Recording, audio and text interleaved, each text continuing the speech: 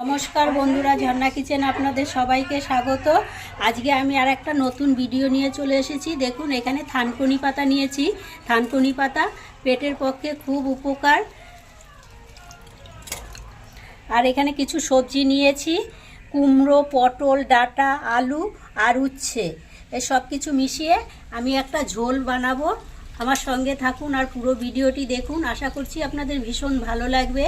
ভালো লাগলে লাইক করবেন, কমেন্ট করবেন।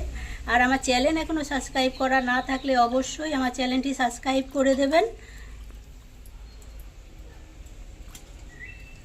গ্যাস ধরিয়ে কড়াই বসিয়েছি। কড়াইতে দিয়ে দেব সরষের তেল। তেল গরম হয়ে গেছে, দিয়ে দেব অল্প একটু পাঁচফোড়ন।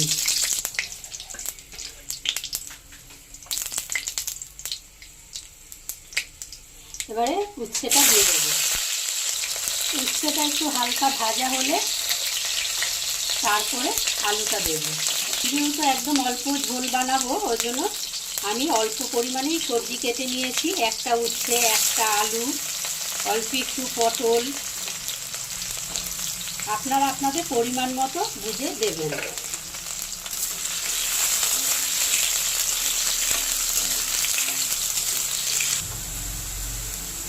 ভাজা হয়ে গেছে, এবারে দিয়ে দেব পটল, ডাঁটা আর মিষ্টি কুমড়ো।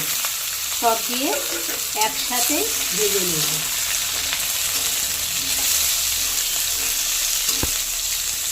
সবজিগুলো সব ভাজা হয়ে গেছে, এবারে দিয়ে দেব 1 চামচ হলুদ, স্বাদ মতো লবণ,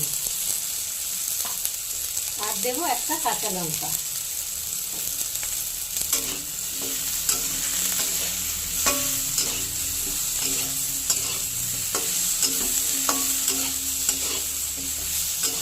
একদম অল্প তেল মশলায় এই ঝোলটা হবে।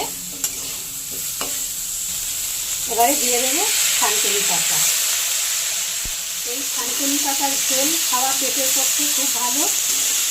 আপনারাও বানাবেন।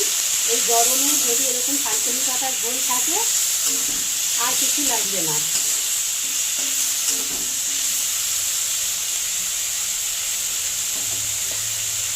এবারে জল দিয়ে ঢাকা দিয়ে দেবো।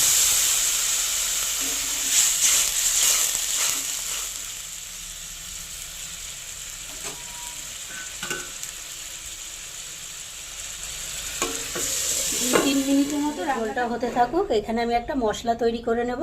তার জন্য এখানে 1 ইঞ্চি আদা নিয়েছি আর একটু রাঁধুনি নিয়েছি, বেটে নেব।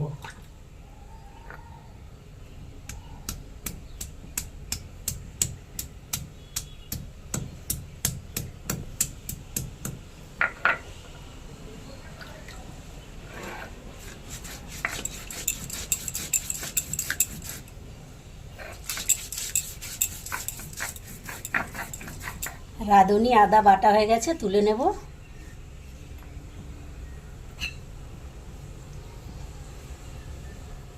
এবার একটু তুলে দেখে নেব সবজিগুলো সিদ্ধ হয়েছে কিনা। আর একটু হবে, ডাঁটাটা একটু শক্ত আছে। ঢাকনাটা খুলে দেখে নেব ঝোলটা কীরকম হয়েছে।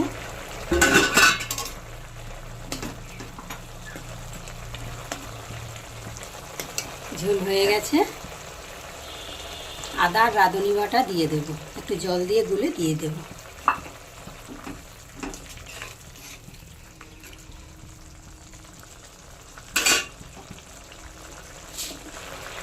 এবার অল্প একটু চিনি দিয়ে দেব স্বাদটা ব্যালেন্স করার জন্য।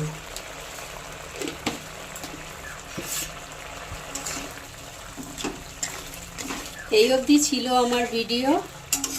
আশা করছি আপনাদের ভালো লেগেছে। ভালো লাগলে লাইক, কমেন্ট, শেয়ার।